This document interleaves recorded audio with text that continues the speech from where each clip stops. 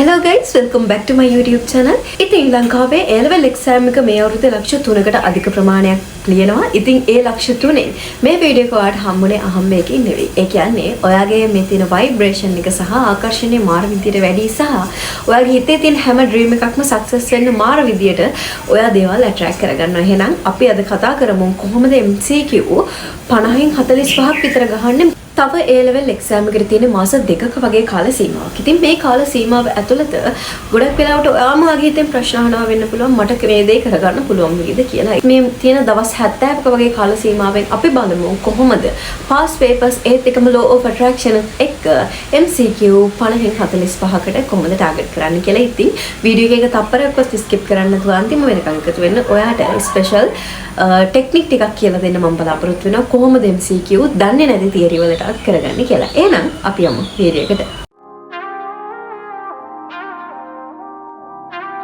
මම MCQ paper එක හරියටම සුපිරියටම කොහොමද කරන්නේ කියලා දෙන්න ට්‍රික්ස් තුනක් යූස් කරනවා. සහ මෙතනදී perfume method එකක් යූස් කරනවා. මම මේ හැමදේම ඔයාලට කියලා දෙනවා.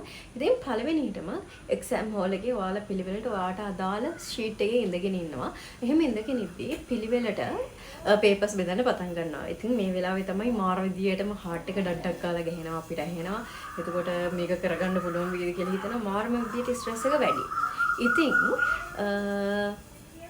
මේ වෙලාවට තමයි අපි අපේ හිත කන්ට්‍රෝල් කරගන්න ඕනේ. ඉස්සෙල්ලාම හිතන්න අවුරුදු 18ක් මම ඉගෙනගෙන ආවේ මෙන්න මේ මොහොත වෙනුවෙන්. ඉතින් මම හරියට මේක කරන්න ඕනේ කියලා හොඳට හිතට අරගෙන ඉස්සෙල්ලාම පේපර් එක අත්ත ගන්න. ඔයා මාර විදියට සංසුන් වෙන්න ඕනේ.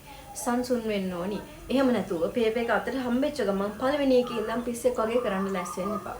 ඉස්සෙල්ලාම ඔයා පේපර් එක අතට ගන්න ඕනේ. අතට අරගත්ත පේපර් එක පළවෙනි ප්‍රශ්නේ ඉඳන් අන්තිම ප්‍රශ්න වෙනකම් දල විදියට කියවගෙන යන්න ඕනේ. එතකොට ඔයාලට පේපර් එකේ දල අයිඩියා එකක් ගන්න පුළුවන් මේ පේපර් එක ටිකක් ලේසි. මට කරගන්න පුළුවන් ප්‍රශ්න කීපයක් තියෙනවා කියන එක ඔළුවට ආපු ගමන් ඔයාගේ ඩොපමින් කියන හෝමෝන් එක රිලීස් වෙලා ඔයාට පොඩි ස්ට්‍රෙස් එක අඩු වෙන සීන් එකක් තියෙනවා. හැබැයි ඔයා පාඩම් කරපු නැති කෙනෙක් නම් සම්පූර්ණයෙන්ම එක්සෑම් එකට යන්නේ මෙලෝඩියක් පාඩම් කරලා නැත්නම් ඔයා මුළු ප්‍රශ්නෙම කියවන්න යන්න එපා. නිකන් දල විදියට පේපර් එක බලන්න ඔක්කොම සමහරට print වෙලා නැති වෙන්න පුළුවන්. එතකොට ඉස්සල්ලාම කරන්න ඕනේ පේපර් එක පොඩ්ඩක් කියවලා දල අයිඩියා ටිකක් ගන්න ඕනේ. මේක මට කරන්න පුළුවන් මට්ටමේ තියෙන එකක්ද මධ්‍යස්ථ මට්ටමේ එකක්ද බැරි මට්ටමේ තියෙන එකක්ද කියලා. හරි. එතකොට පළවෙනියට මොකක් කරන්න ඕනේ? ඔයාට මෙතන ලේසි කියලා හිතෙන ප්‍රශ්න ටික හරිම සැලසීමෙන් කරන්න ඕනේ. මම දැකලා තියෙන සමහර වීඩියෝස් වල කියනවා ඉස්සල්ලාම අමාරු ටික කරන්න කියලා. මම ඒක රෙකමන්ඩ් කරන්නේ නැහැ. මොකද අමාරු ටික කරාට පස්සේ වෙන්නේ ළමයි මාර විදියට ස්ට්‍රෙස් වෙනවා. සමහරට අමාරු ගාන හදාගන්න බැරුව මානසිකව වැටෙනවා. අර පුළුවන් ප්‍රශ්නවත් හදාගන්න බැරි වෙනවා. ඉතින් ඔය පේපර් එකේ MCQ පේපර් එකේ ඔයාලට කරන්න පුළුවන් ප්‍රශ්න ටික ඉස්සල්ලාම කරන්න හරිම සංසුන් විදියට කලබල වෙන්න එපා. මොකද ඔයාලට කරන්න පුළුවන් ප්‍රශ්න මේ තමයි ලකුණු ගන්න පුළුවන් ප්‍රශ්න. ඉතින් මේ ලකුණු ගන්න පුළුවන් ප්‍රශ්න ටික ඉක්මනට ඔයා කරන්න ඉක්මනට කිව්වට කලබල වෙන්න එපා. මේක 100%ක් නිවැරදිව හරියට ලකුණු ගන්න විදියට මේක කරන්න ඕනේ. ඒත් එකම සමහර ළමයි මේ ලේසි ප්‍රශ්න මාර විදියට වරද්ද ගන්නවා. මේක ලේසි වැඩි හින්දා. ඒ හින්දා එහෙම කරන්න එපා. හරියට ප්‍රශ්නෙට සුපිරියටම උත්තරය දෙන්න වග බලා ගන්න ඕනේ. දෙවැනියට අපි කවර් කරන්න බලාපොරොත්තු වෙන්නේ ඔයාට ප්‍රශ්නේ තියරි ටික මතකයි. හැබැයි තියරි ටික මතක වුණාට හරියටම හරි ප්‍රශ්නේ මොකක්ද කියලා තෝරගන්න අමාරු කොටස් ටික. ඉතින් අපි මේකට ට්‍රික් එකක් යූස් කරනවා. MCQ එකට තෝරගන්න උත්තර පහක් තියෙනවා. මේ තෝරගන්න තියෙන උත්තර පහෙන් සමහර විට ඔයා එක්සැක්ට්ලි මේක වැරදි කියලා දන්න උත්තරයක් තියෙනවා. ඒ විදිහට අර උත්තරේ කපද්දී හරියටම ෂුවර්වම කපන්න. එහෙම නැතුව හරි උත්තරය අන්තිමට කපලා දාලා ගෙදර එන්න අවස්ථා තියෙන. එහෙම කරන්න එපා. ඔයාට 100%ක් විශ්වාසයි මේ උත්තරේ නම් එන්නේ නැහැ කියලා. එතකොට ඒ උත්තරේ පෙන්සිල් එකකින් කපලා අයින් කරනවා. ඒ විදිහට ඔයා දෙවෙනි පාර ඒ ටික කරන්න යන්නේ අර උත්තර ටික විතරක් කපලා අයින් කරන්න යනවා. එතකොට දෙවෙනි වටේ එන්නේ මේ විදිහට පුළුවන් තරම් උත්තර ටික කපලා අයින් කරගෙන යනවා. ඊළඟට අපි එන්නේ තුන්වෙනි වටයට. තුන්වෙනි වටේදී ඔයා පේපර් එකක් කරද්දී ඔයාට අමාරුයි කියලා හිතුණු ඒත් එක ඔයාට 100%ක් උත්තරේ ෂුවර් නැති ටික තර්ක කරලා ටයිම් එක තියාගෙන ඒ ටයිම් එකට පිට යන්න බව වුණ MCQ එකක් විනාඩි 2කින් පිට යන්න එපා ළමයි. එහෙම වුණොත් එහෙම සමට ඉස්සරහා තියෙන අමාරුම MCQ එක ගොඩ දාගන්න තියෙන ටයිම් එක නැති වෙන්න පුළුවන්. එතකොට මෙතන දිවා කරන්න ඕනේ කොහොම හරි තර්ක ගොඩ නගලා හරි උත්තරේ තෝරගන්න. මේක කොයිම වෙලාවකවත් මාකින් එකේ මාක් කරන්න යන්න එපා. මේක රවුමක් විතර දාලා සහ ප්‍රශ්නක් රවුම් කරන් යන නිකන් සැකසහිතේව. මම කරේ සැකසහිතේව රවුම් කරා. මට කොහෙත්ම බැරි ටික කොටු කරා. ඊළඟට අපි තුන්වෙනි රවුන්ඩ් එකේදී යන්නේ ඔයාලට කරන්න බැරිම අමාරුම තියරි මෙලෝඩයක් මතක නැති කොටස් ටික සහ මේ වීඩියෝ එකේ තියෙන වැදගත්ම කොටස් ටික මේක ෆෝන් එක ස්ක්‍රීන්ෂොට් ගන්න බලාගෙන ඉන්න මම මෙතනදී දානවා. මෙන්න මේ කොටස් ටික තියෙනවා නම් ප්‍රශ්නයක් බොහෝ විට හරි සහ වැරදි වෙන්න පුළුවන්. ඒ පොයින්ට්ස් ටික තමයි. ඔයා තියරි දන්නේ නැති ප්‍රශ්නක මෙන්න මේ වගේ උත්තර තියෙනවද බලන්නේ. ඒ තමයි සෑම විටම ඊළඟට කිසිවක් නැති සහ පමණක්ම වගේ වචන තියෙනවා නම් 90%ක්ම සම්භාවිතාවක් තියෙනවා මෙන්න මේ වගේ ප්‍රශ්න වරදින්නේ.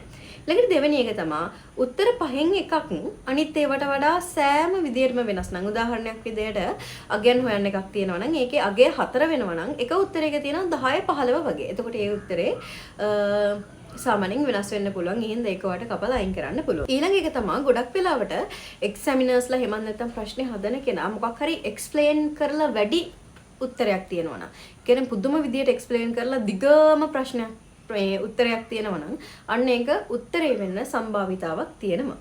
ඉතින් අනිවාර්යයෙන්ම මෙන්න මේ ට්‍රික්ස් ටික යූස් කරලා බලන්න අනිවාර්යයෙන්ම MCQ කරන්න. ඊළඟට මම MCQ ගොඩ දාගන්න මේ දවස් 70 රෙකමන්ඩ් කරන වැඩක් තමයි MCQ කරලා MCQ විවරණය කරන එක.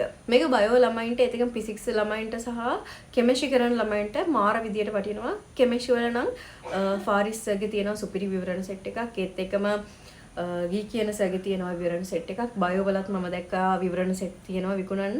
ඉතින් ඔයාලට විවරණ ලියන්න කල්මදී කියලා හිතෙනවා නම් අඩුම මේ වගේ විවරණයක් හරි අරන් බලන්න. ඒත් එකම ඔය ටෙලිග්‍රෑම් ගෲප් වල ඒත් එකම සෝෂල් මීඩියා වල YouTube වල මාර විදියට MCQ විවරණ කරනවා.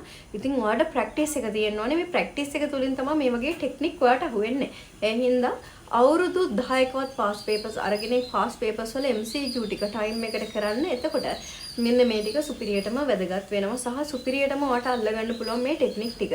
ඉතින් මේ මම කියලා දීපු ටෙක්නික් ටික අනිවාර්යයෙන්ම 3 පාරක්වත් කරලා එක්සෑම් එකට යන්න ලොවෙත් ඔයාලට හොඳ ගේමක් ගහන්න පුළුවන්. අපි කතා කරන්න යන්නේ තියරි කොහොමද සුවඳින් මතක් කරගන්නේ කියලා. ඔයාලා දන්නවද 2004 රිචඩ් සහ ලින්ඩා කියන ડોක්ටර්ස්ලා දෙන ප්‍රොෆෙසර්ස්ලා දෙන්න නොබෙල් ත්‍යාගය වෙන්නේ මේකට.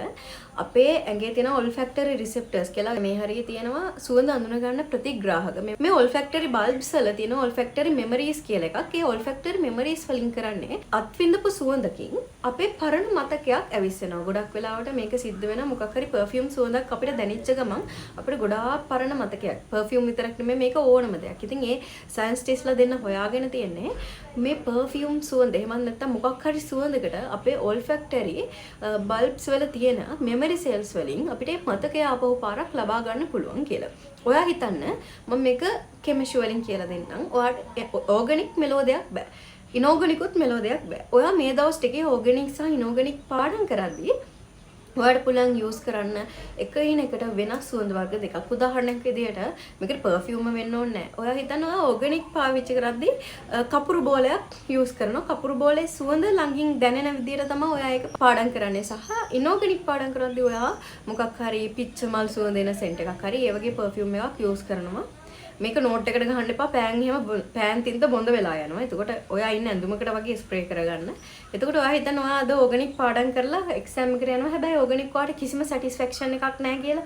එතකොට ඔයා වගේ ඇඳුමට ස්ප්‍රේ කරගෙන යන්න අර පිච්චමල් සුවඳ සෙන්ට් එක. ඔයා විභාග ශාලාවට යද්දී ඔයා එක්සෑම් හෝල් එකට යද්දී අනිවාර්යයෙන්ම මේ ට්‍රික් එක යූස් කරලා බලන්න. එක්සෑම් එකට යන්න කලින් මේක දෙතුන් පාරක් කරන්න. එතකොට මේකේ සත්‍යතාවය මොකක්ද කියලා වට තේරුම් ගන්න පුළුවන්. ඊට අපි යමු මේකේ තියෙන law of attraction කියන part එකට. law of attraction කියන එකට මාර විදියට මම වීඩියෝස් කරලා තියෙනවා. ඉතින් මේ දවස් 70 අනිවාර්යයෙන්ම දවස් 70ම ඇතුලේ water manifestation කරන්න. ඒත් එකම නිදා ගන්න කලින් අනිවාර්යෙන් 5/55 method එක කරන්න. ඒ අතරතුර ඔයා පාඩම් කරන්න ඔයාටම තේරෙයි ඔයාගේ කොයි තරම් දේවල් පාඩම් කරන ප්‍රමාණය වැඩි වෙලාද කියලා. ඉතින් මට හරිම සතුටුයි. කලින් වීඩියෝස් වල ගොඩාක් ළමයි කමෙන්ට් දාලා තිබ්බා. අක්කේ කලින් පාඩම් කරාට වැඩිය කලින් වැඩ කරාට වැඩිය මාර විදියට උද්‍යෝගයක් තියෙනවා මට වැඩ කරන්න පුළුවන් කියලා.